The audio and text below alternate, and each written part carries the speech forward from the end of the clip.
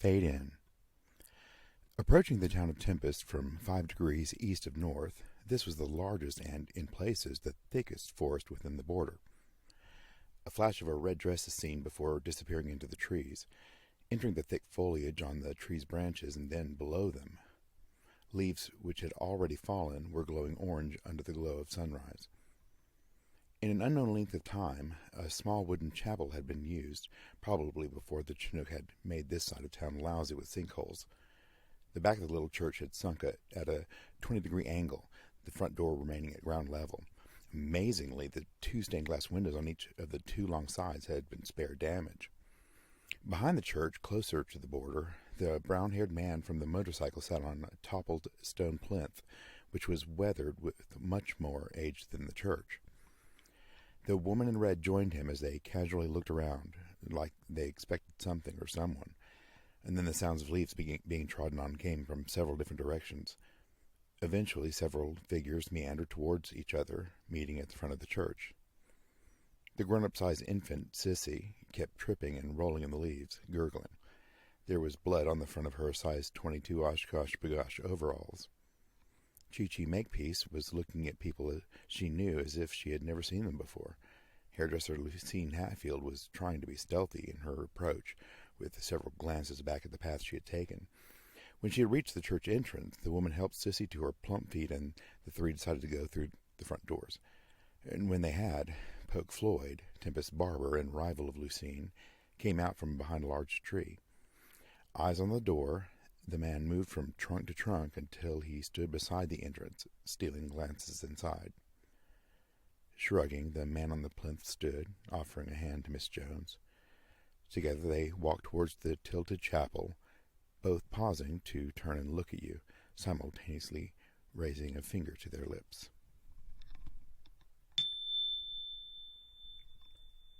Days of General Restlessness by Sheridan D. Lowe. Number 4. On one side of Wishram's B&B, the hill sloped downwards to the closest point of the border. The other side rose slightly, flattening out into a very pleasant woods for jogging, which is what Sky Monroe, owner of Wishram's, did most mornings, especially when the future lover you pretend is your son did not come home the night before. Needing to think as hard as she could, the woman had not even brought any music. Stopping briefly to stretch at the strange wooden spheres suspended by tree trunks bent to their limits, Sky heard what sounded like a police radio squawking. Lightly jogging towards the sound, her course altered a few times before the woman arrived at the new deputy, attempting to communicate on the radio in his hand. At his feet was the dead body of a woman in black suit pants and a white blouse. Her arms and head were being uncovered from leaves by medical examiner Dr. Belvedere Boopington. Stake Magnuson was startled when he noticed Sky. "Morning, Miss Monroe." Studying the woman's calm demeanor as the ME uncovered the head, he chose not to patronize. "Nice day for it, unless you are—" Looking at a pad of paper, he finished, "Donna Weaver." Sky looked the deputy in the eyes. "What has Donna got to do with this?" she asked, innocently. Stake was a bit of a loss, not knowing yet who in town were friends or not. Yet the officer obliged, knowing Sky was not given to hysterics. "I'm sorry, Miss Monroe." Indicating the body with his hand, he told her, "This is Donna Weaver." Sky snorted. "No, it isn't." Both Dr. Boopington and Stake turned their attention towards Sky. "Ma'am," the deputy began hesitantly, "there is ID in her purse, and we also had someone ID the body." Sky rolled her eyes. "You can drop a turd in the punch bowl, but that doesn't make it nice, Cube. Someone is messing with you." The woman pointed at the dead woman. "I will admit that her face will make me avoid lasagna for a while, but Donna Weaver has one hell of a boob job." Both men turned their attention to the body's chest, lingering in thought. "Shit," Stake muttered. Then the sound of a woman's voice could be heard, but not understood as it echoed around them. "Who is that, do you think?" Stake asked Sky. "Scoobity-boop-boo, da-biddly-biddly-wah-wah-wah." The voice was much clearer now and more confusing. "I've no idea," Sky responded, turning around to find the source of the voice. Louder, they heard the woman again. Scriddly-scriddly-pop-pop-pop, a shimmery, semi-humanoid being floated swiftly towards them. The voice became loud enough for everything to just meld together, all the sounds as just tones. Faster than Sky had expected, facial features made up of swirls of white and blue phosphorescence faced her. A chill passed through the living woman's body, and the noise became notes, and then the specter's voice again, and then nothing when she had disappeared. "Ah, donkey dicks," the M.E. shouted as he exhaled while standing. "Ella Fitzgerald's ghost is back. Now she's gone, this body needs to get back to my office for correct ID. I'll arrange it right away." Raising one hand up, Sky was amazed when the fingers grabbed the handle for a zip line the woman had never noticed before. Reaching up with his other hand to grab hold, the doctor lifted his feet and glided away from the two or three of them. Clapping her hands together and smiling, Sky asked Stake, "The doctor should have given me a moment before zipping away. How would you like to tell me to tell you who she is?"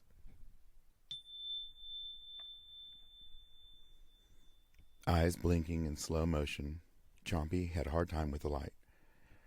Her hand slowly went to her stomach, now smaller, and her head turned to see an empty chair. It wasn't a surprise to her being in the medical center. It was just difficult pinpointing why. Pressing the call button produced no results, and now the television was turning on and off. When the weight of her body climbed aboard her feet, Chompy knew that some major pain was on the way. Pulling along the IV bag so she wouldn't have to deal with detaching the line, Chompy shuffled the treaded hospital socks along the smooth floor as she kept trying to press the call button. In the doorway, Chompy's head lolled this way and that, surveying each route. There was a long hall to the right, but to the left there were only 2 rooms to the end of the hall. This was the way she went. A nurse pushing a med cart wheeled to a stop at the first door. Grabbing a paper cup, the man entered the room.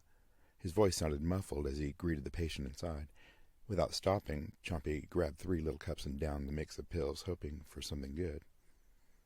At the end of the hall was what Chompy had thought were swinging doors, but as she reached out to them, a little bell rang, the doors parting to reveal an empty elevator. The male nurse's muffled voice was closer as she stepped inside. Suddenly he started yelling, but the doors were closing. Before they did, facing the back of the elevator, Chompy let the paper cups fall from her hand. Wondering why this wasn't the nurse's station, when the elevator car came to a bouncy halt, Chompy said, "Ding," just before the elevator did. As the door opened, she rotated to face the hallway. Halfway down the corridor, someone came through double doors, revealing the hall's other half. Chompy shuffled in that direction. The closer she came to the doors, the more she was certain she could hear a baby crying. "Why do I keep hearing a baby cry?" she asked sluggishly aloud to herself. Trying the call button again, she looked into the room and one of the rooms and saw the television was going on and off as the unseen patient cursed. "What is wrong with this place?" she pondered as she continued onwards. Passing through the doors was akin to Dorothy entering the world of color. This was why Chompy was here. Looking through the glass, a little baby burrito with a pink beanie was smiling and then laughing at something unseen she could see above her. Chompy wiggled a surprisingly heavy finger at the infant. An older couple were looking through the glass, a couple of ugly babies down, obviously grandparents. Catching Chompy staring at them, the couple smiled nervously at the patient. In slow motion, a smile crossed Chompy's face. "Do you need help?" the woman with curls like cotton balls asked. "Is nobody with you?" Chompy looked back at the baby, who was now asleep. Turning back to the man and woman, she smiled again and pointed to the glass. "My baby is here." Taking a more relaxed step towards them, the couple looked through the glass and their faces melted. "She's so beautiful," the woman said. "You must be so happy," the man told Chompy. "Oh, we are," Chompy told them dreamily. "You see, she used to be invisible." There was a small lounge opposite the babies, and when the man looked that way, he nudged his wife. The television was being turned on and off, despite the lounge being empty. "Why aren't any nurses answering my call?" The couple saw Chompy's hand pressing the power button on the television remote over and over. "I need to hold my baby." Sheriff Fist Powers rode his police ostrich Popeye past the Palm restaurant, which was mighty slow for lunchtime. Still, the man pressed on. even mumbling about one thing or another. The present issue was the children. Fist was on the verge of calling in someone with a bit more expertise in this area, but before he did, there was one person whose opinion the sheriff was interested in getting. Coming out of Marlborough's Rooms and Tavern was Camille Poisson, who ran the spa at Wishrams. Soon after, Smoosh also emerged, t-shirt inside out and backwards, flip-flops on the wrong feet, and moving on. Only Fist and Steak knew about the children so far, so he was going to need to be cagey with the Makepeace family. After much thought, Fist had come to the conclusion that they needn't say anything yet, since no one came to mind who could handle the situation. Popeye made a whining sound, so that the sheriff brought the bird to a stop. Looking at both sides of the street, the sheriff noticed a hole in the glass front of Tempest Museum of Current Currency. Waiting patiently, Fist could hear a cat howling.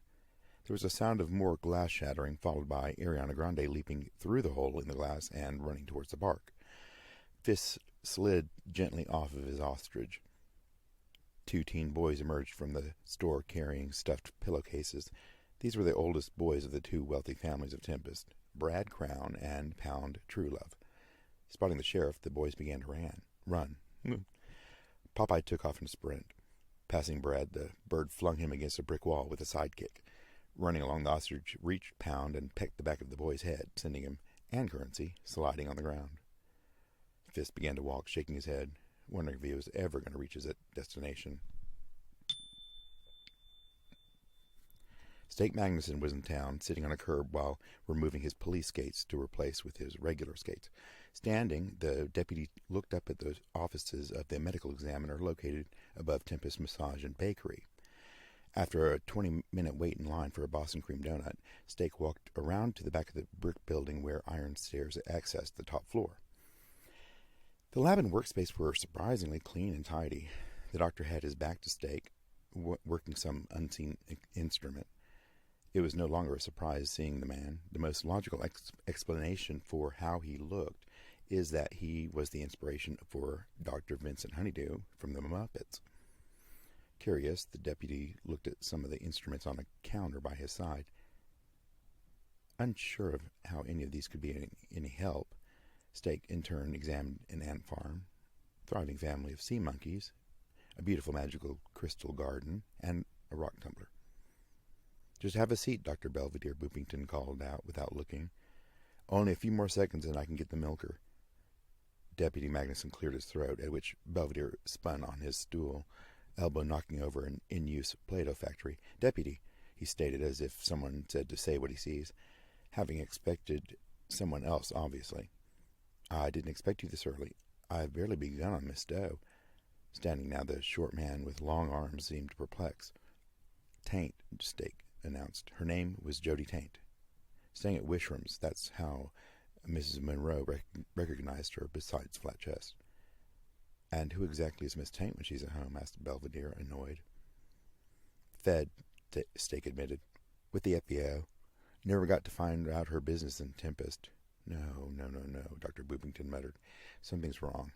The man stopped fidgeting and closed his eyes as he said, "When I undressed her," then opening his eyes continued, "her suit was very nice. They were not purchased here, that's for sure." Moving into the area where a metal autopsy table supported a sheeted Miss Taint, and lifting the black pants, gave the garment to Steak. He instructed, "Pocket on the left, her left. Look at what has been stitched." The deputy held up the inner pocket of the garment. Clearly, in delicate font, it gave the name Donna L. Weaver. Steak admitted, "Well, it looks like now we also have a missing person. I wonder how Miss Weaver—" His words ended when he looked up to see he was alone, more or less. Glancing at the time on a potato clock, Steak saw something small and white, the only clutter. Lifting it between his fingers, it soon dawned on him it was a bone from the game Operation. After a toilet flushed from somewhere, Dr. Boopington emerged from the cabinet under the sink, looking as if he'd been swimming in his clothes. "If the feds are—" then glancing at the body, amended his words, "if they were here, more will come. I need to get the branches." "What branches, Doctor?" asked Steak. Dr. Boopington was laughing as he walked towards the front of the building while adorning a parachute backpack, stopping at the open window. Still laughing, he said, "Oh, you stupid newbie. I just did you a favor. You aren't even supposed to know there is anything you don't know yet." Reaching up, his hands found a mysteriously present zipline handle. "I've called the med center already about the body. Never stop asking questions, even when you've solved the problem." Jumping through the window, Dr. Belvington Boopington went ziplining, taking curves through town at the taller buildings. Soon the man was out of sight, but just as his stake went to turn, he saw the line take him straight up until he was out of view.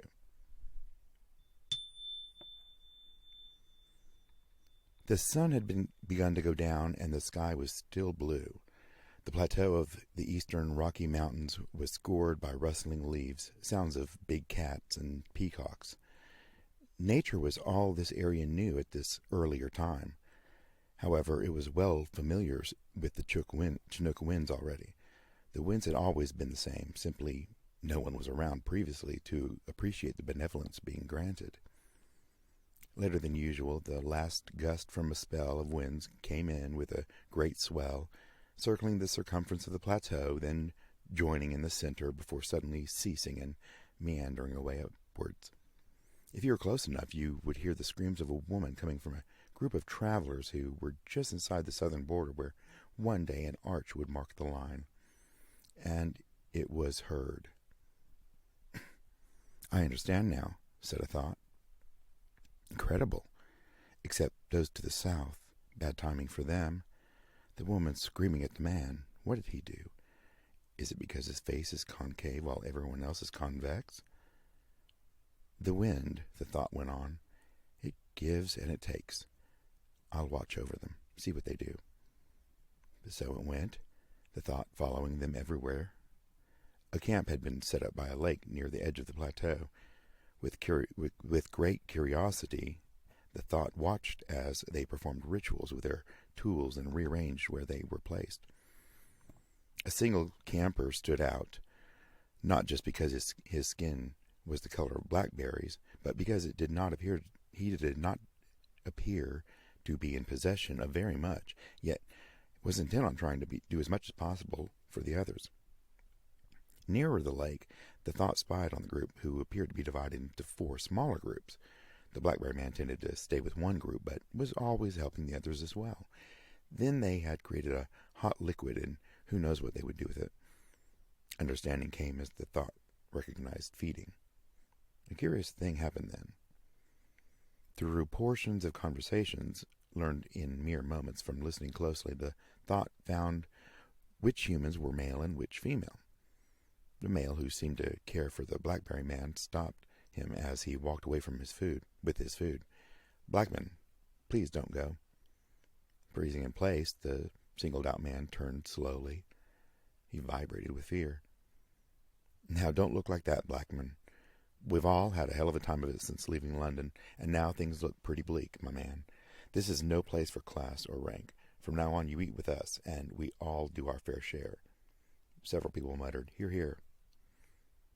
Blackman glanced at a spot left for him and actually created some liquid of his own in his eyes. Taking a step forward, the man said with a chuckle, "Well, I never heard of such madness. If my wife could see this, well, I suppose she would complain about me being so idle." The group laughed and had a good meal, taking what had happened as yet another in a long line of misfortunes. "Now there are 5, the thought said. 5 families to branch out and live. A mask over reality, like throwing leaves over diamonds and then planting flowers there. They talk so much," said the thought, "till it teaches me." Through the various conversations they had had since arriving, the thought knew the 5 names of the group: Blackman, Powers, Granville, Wiggins with an H, and Crapo, the 5 branches. Sheriff Powers gave a whistle, and Popeye came to a halt in the middle of Tempest Park. It had really seemed to Fist that he was going to finally reach the Makepeace property. At the squawking of his radio, Fist's shoulders slumped. Without removing the radio from his belt, he pressed the side button and called out, "On my way." Traffic was light today, and as the sheriff looked down on the hill towards the medical center, Nothing appeared out of place there, but a figure was climbing the grassy hill towards the park further along. Wearing only an unfastened hospital gown, the back flapped open as Chompy meandered towards a random direction dreamily. Her head was often turned down to look at the baby donning a pink beanie in her arms. Steak walked into the diner to eat dinner. Noticing that the neon sign's letter T in the name Melts was flickering, when not off completely. Al was cooking tonight, and Flonase waited on the lone customer.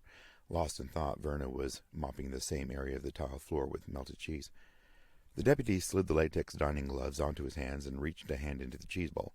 With melted cheese on his hand, he grabbed the cheeseburger itself covered in melted cheese. Suddenly, Sky Monroe had slipped into the other side of the booth, facing Steak. This was not the bubbly woman he had encountered this morning. With a straw, Steak pushed through the cheese layer over the cup to his soda below and took a sip. "Evening, Sky. What can I do for you?" Removing the cheesy gloves, he grabbed a napkin dripping with cheese and wiped cheese onto the side of his mouth. In an instant, Flonase was there, asking, "Evening, Sky. Anything for you?" "Just coffee," Sky ordered. "What kind of cheese?" Flonase asked. "Pepperjack," the woman replied, and Flonase disappeared. Then to Steak, Sky said, "We have a problem. People are missing." "Yes," Steak told her. "We are looking for Miss Weaver." Surprised, Sky asked, "Donna's missing?" Seeing the look on the deputy's face, the woman went back to her reason for coming. "Put a pin in that. There are others missing. Friends, guests, and my son, Rocky."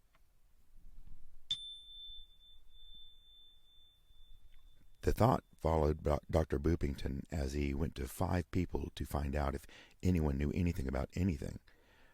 Unfortunately, this time they did. Remembering the first 5, the thought pondered how long it had attempted to speak out without success.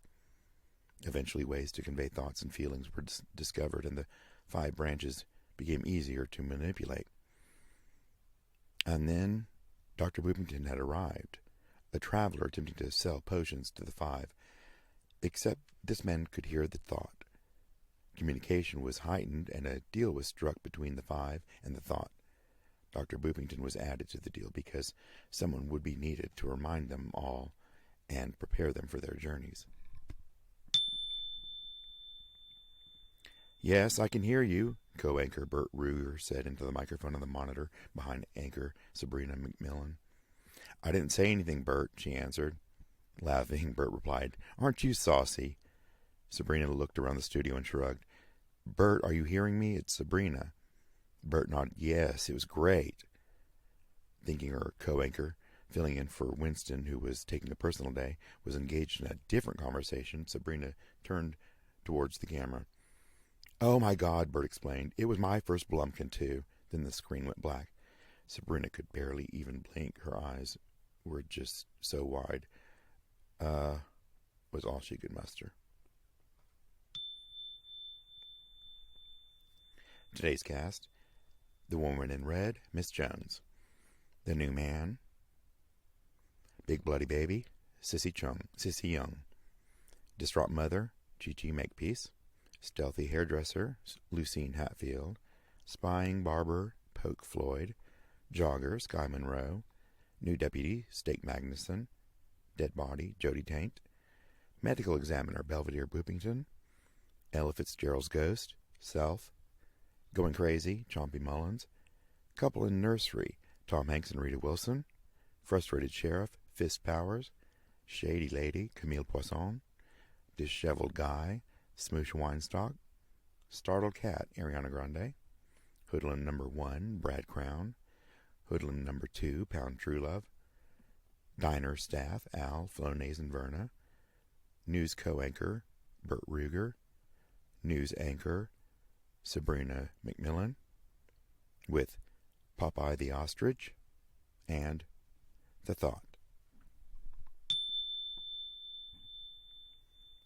Empty now. The chapel on a slant was illuminated by the evening sunlight, casting colors through the interior. Few pews remained, but the dais was still intact. The back or bottom of the chapel behind the podium was wooden, but the slats were splintered and broken open towards the floor. A large hole could be seen where the boards had become separated from the others. Into the hole, It soon grew large enough to walk upright, leading downwards in a spiral reminiscent of a stairwell. Oddly, towards the bottom the light grew. Air was warm and fresh, fragrant even. At the base of this downward spiral was something to block anyone from continuing towards the brightness. Extremely old, remnants of a gate stood where you could not pass. On either side were intact statues standing watch. Wings up, and behind them these creatures were part human, as could be seen in their faces. They were stone, and somehow as old as the gate, but hardly had any damage inflicted upon them. Recollection comes to you as the four eyes open, both sets turning your way. A smile spreads over each of their faces. You know them and wonder how.